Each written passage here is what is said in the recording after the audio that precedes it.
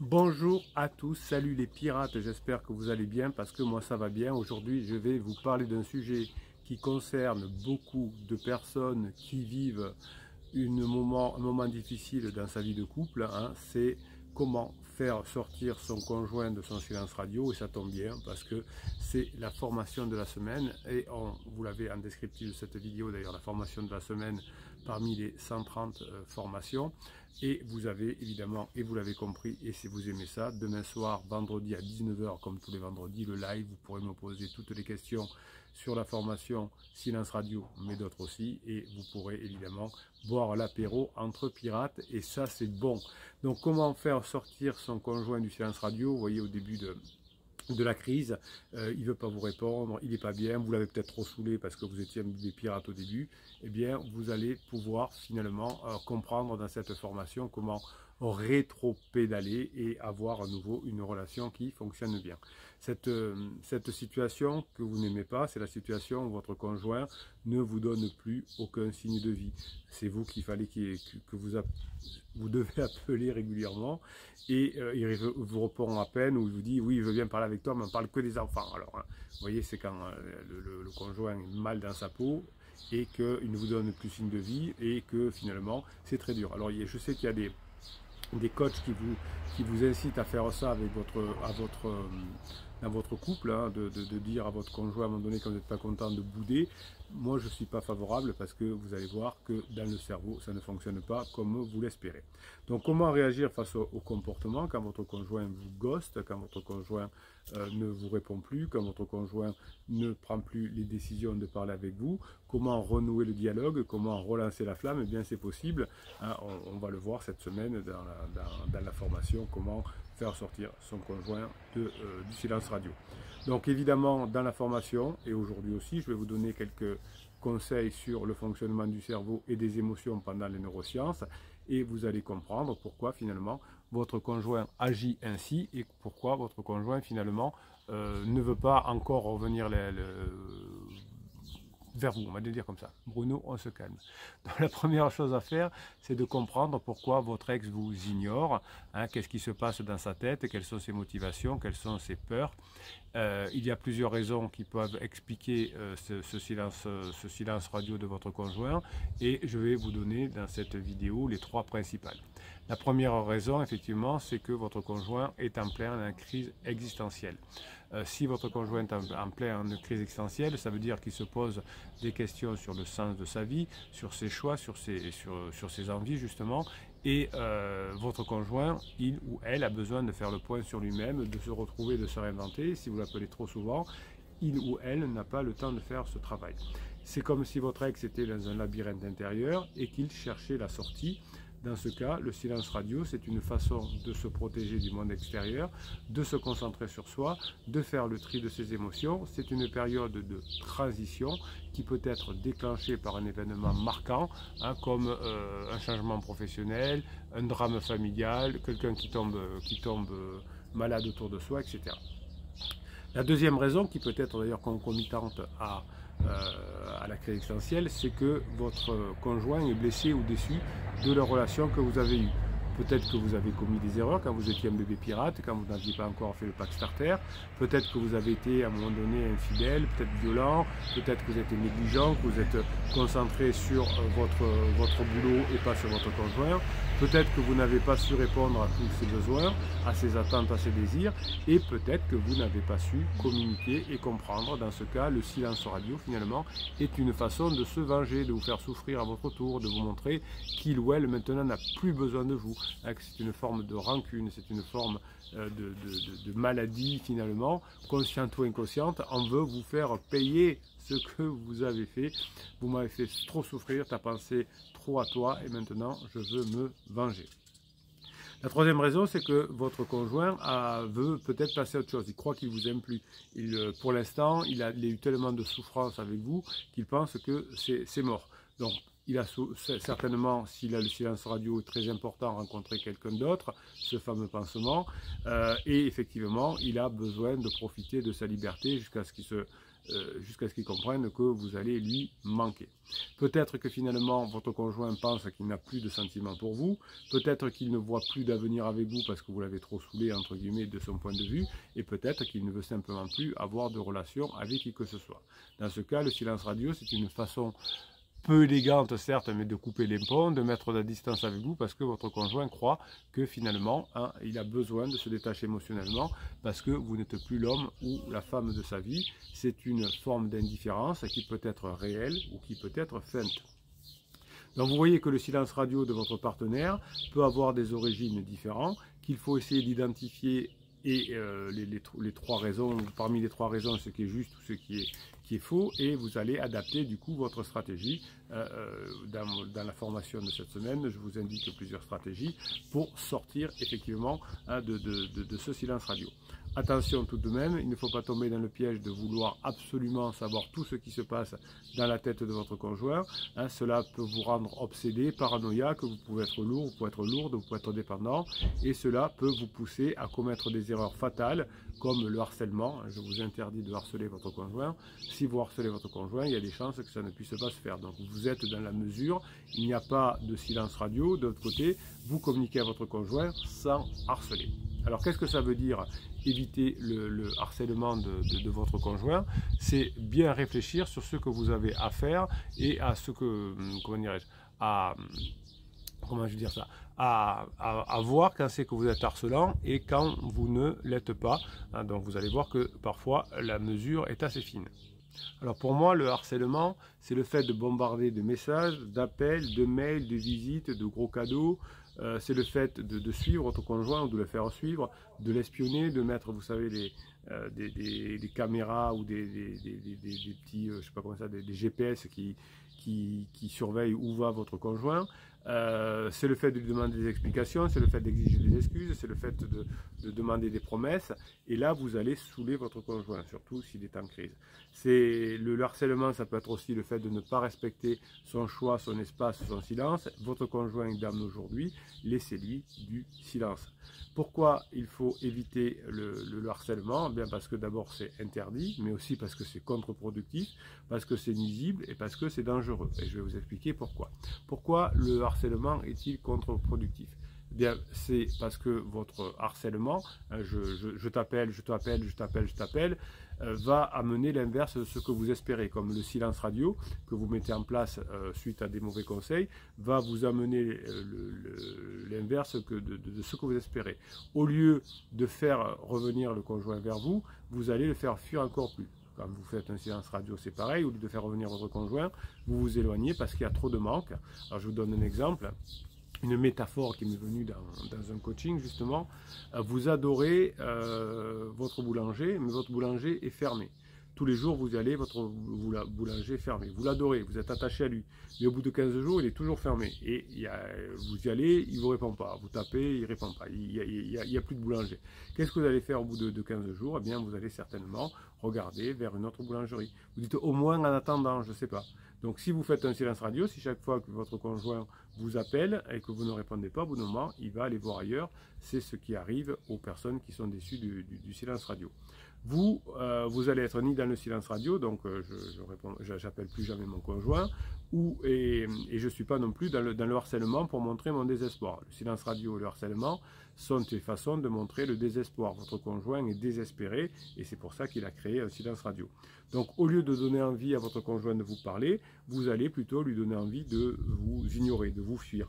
Vous voyez le problème, en harcelant votre conjoint, vous allez renforcer son silence radio au lieu de le briser, ce silence radio, et au fait de vous rapprocher.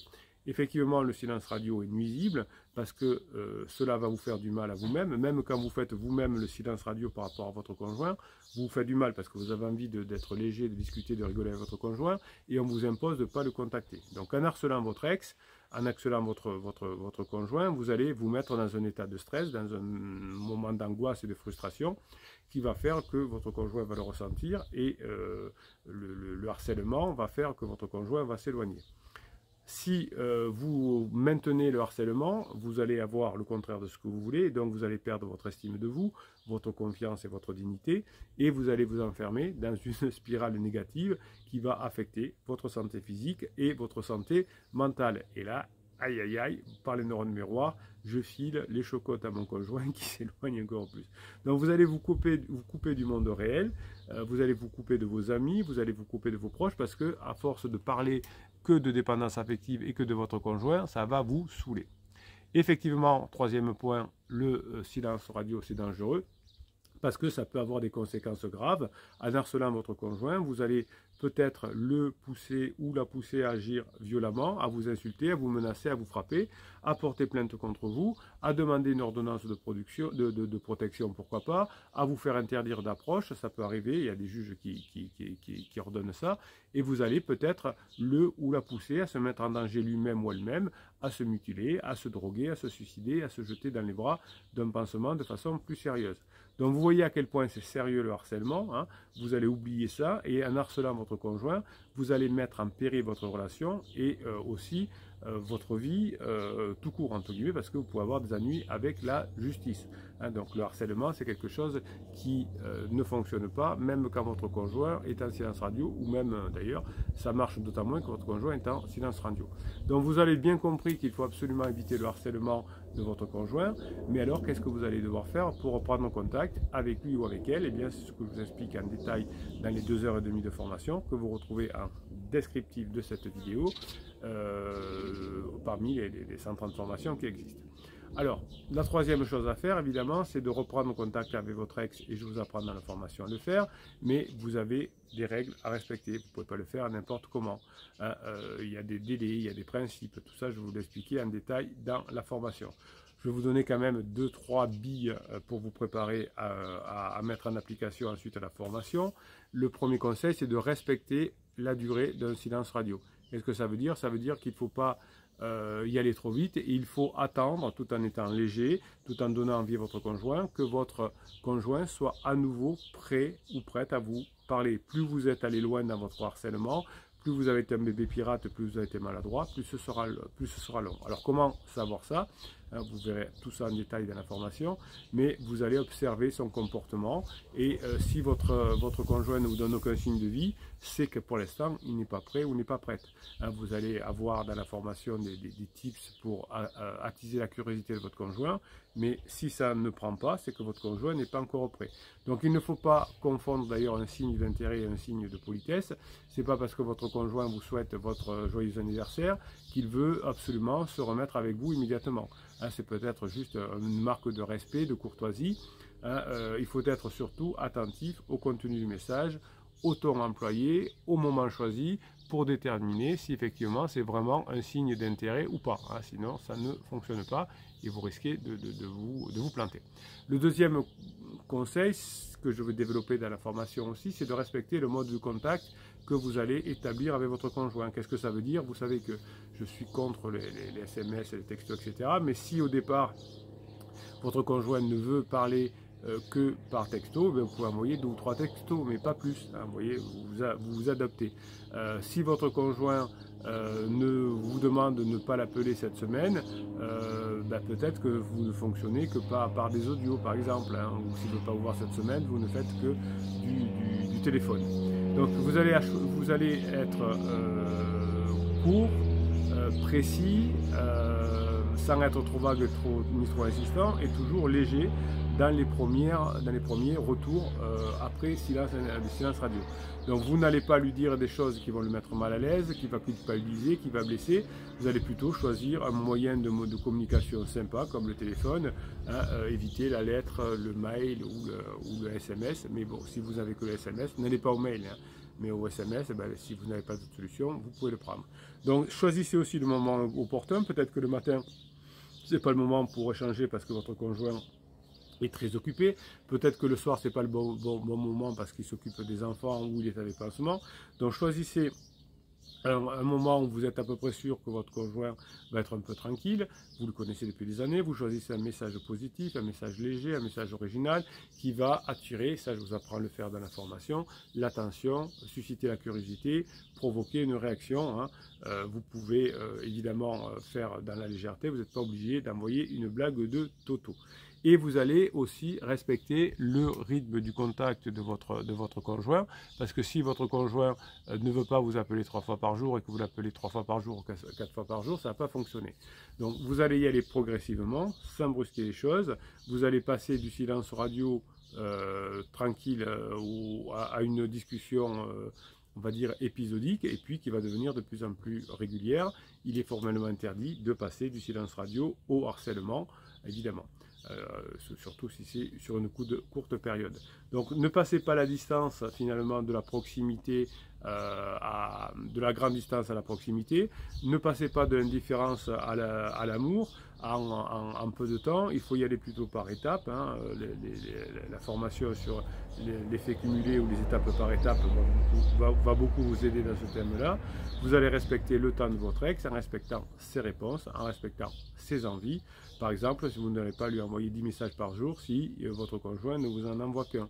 Vous n'allez pas lui proposer un rendez-vous si votre conjoint n'est pas encore prêt ou prête. Il ne faut pas lui déclarer votre flamme si votre conjoint n'a pas encore retrouvé ses sentiments. Il faut plutôt lui envoyer un message par jour, un appel par jour, puis peut-être 2, puis peut-être 3, au fur et à mesure. Et il faut plutôt proposer des activités simples comme un café, un cinéma, un resto, une balade, plutôt que de vouloir partir à l'autre bout du monde. Vous allez juste par votre présence, par votre légèreté, lui montrer votre intérêt, hein, y aller trop vite c'est un interdit, votre attention et votre affection. Donc vous voyez donc que pour reprendre contact avec votre conjoint, c'est pas chose facile, mais c'est possible si vous faites la formation et si vous mettez en place 3 conseils complémentaires à la formation. Respectez la durée du silence de votre conjoint, respectez la forme du contact, si c'est pas par téléphone, c'est que par téléphone, n'insistez pas pour vous voir trop rapidement et n'allez pas trop vite. Reprendre contact avec votre conjoint ne suffit pas pour le faire sortir ou la faire sortir du silence radio. Il va falloir lui faire donner envie aussi de vous parler, de vous voir, de vous aimer. Et comment faire, évidemment, vous allez apprendre dans la formation à nouveau donner envie à votre partenaire de vous parler. Vous pouvez même coupler ça avec la formation comment susciter le désir.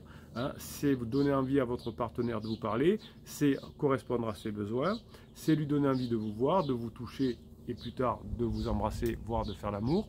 Bref, vous allez lui donner envie de vous remettre avec vous. Comment faire? Eh bien, je vais vous donner 3 petites astuces qui sont redéveloppées dans la formation. En tout cas, il y a beaucoup d'autres astuces dans la formation. Là, je vous en donne 3, des embryons développés dans la formation parmi tant d'autres.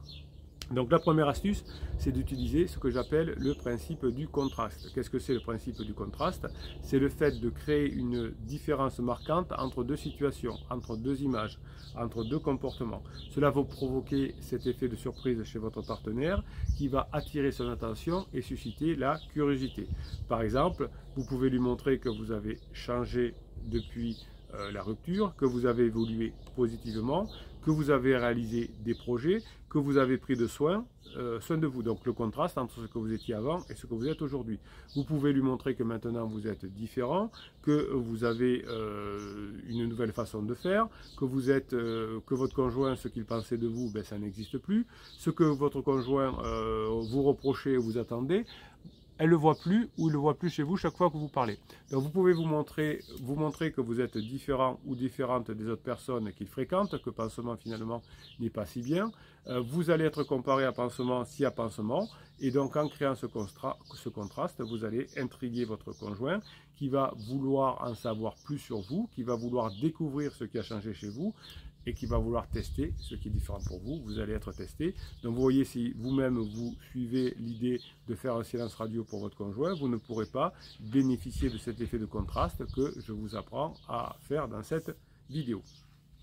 Deuxième astuce, c'est le principe miroir. Hein. Qu'est-ce que c'est? C'est le fait de reproduire une forme de comportement, de langage et des émotions de votre conjoint. Si votre conjoint est en colère et que vous êtes tout mou, ça ne fonctionne pas. Donc vous allez créer une synchronisation chez votre conjoint qui va se sentir compris, écouté et apprécié. Mon conjoint a changé, maintenant il est comme moi.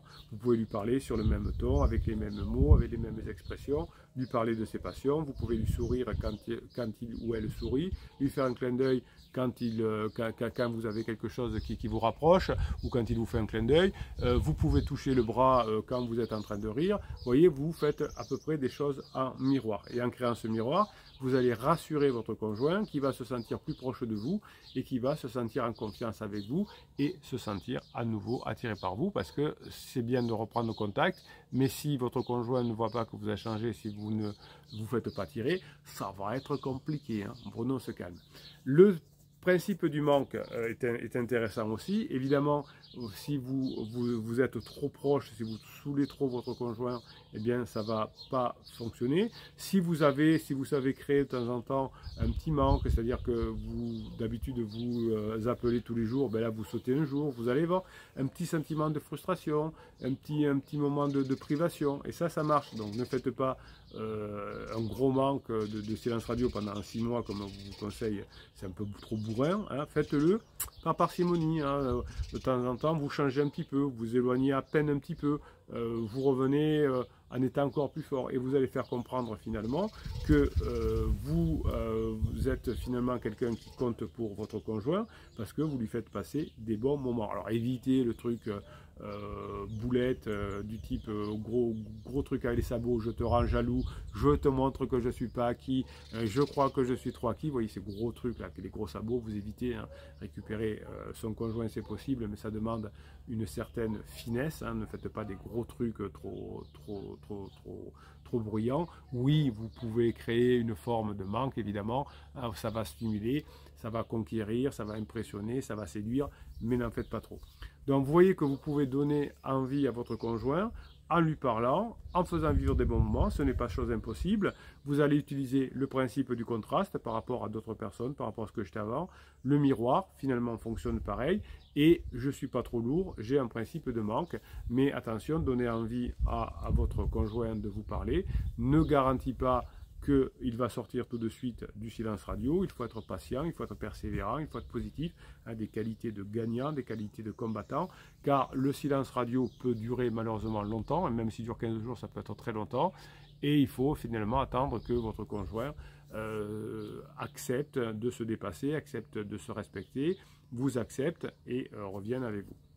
Donc j'espère que cette vidéo vous a aidé à mieux comprendre comment faire sortir votre conjoint du silence radio, et surtout qu'il va vous donner envie de vous former, d'apprendre et surtout de mettre en application ce que vous apprenez dans les formations pour pouvoir passer en phase 4 du couple. Et ça, c'est quelque chose que je vous souhaite. Vous allez pouvoir le faire. Des milliers d'autres pirates l'ont fait. Vous pouvez avoir des témoignages sur cette chaîne YouTube, mais aussi sur le groupe Facebook que vous avez sous le catalogue des formations descriptives des vidéos. Et toute la journée, je vous mets sous Telegram, hein, sur Telegram, des audios, des vidéos, des shorts, des écrits pour vous aider à rester motivé et à mettre en application ce que vous apprenez dans les formations. N'oubliez pas que nous sommes dans l'année du storytelling. Vous pouvez m'envoyer par mail ou par WhatsApp vos histoires. Je les lirai et je vous conseillerai. Des histoires d'amis, des histoires que vous avez connues sur Internet ou des histoires que vous avez inventées. Vous adorez les témoignages, vous adorez les histoires. On ne va pas s'en priver. C'est l'année du témoignage et c'est l'année du storytelling. En attendant, profitez bien de la formation comment faire sortir son ex du silence radio. Et évidemment, on se retrouve demain matin à 7 h ici, mais aussi demain soir à 19 h sur cette chaîne YouTube. Je vous kiffe mes pirates.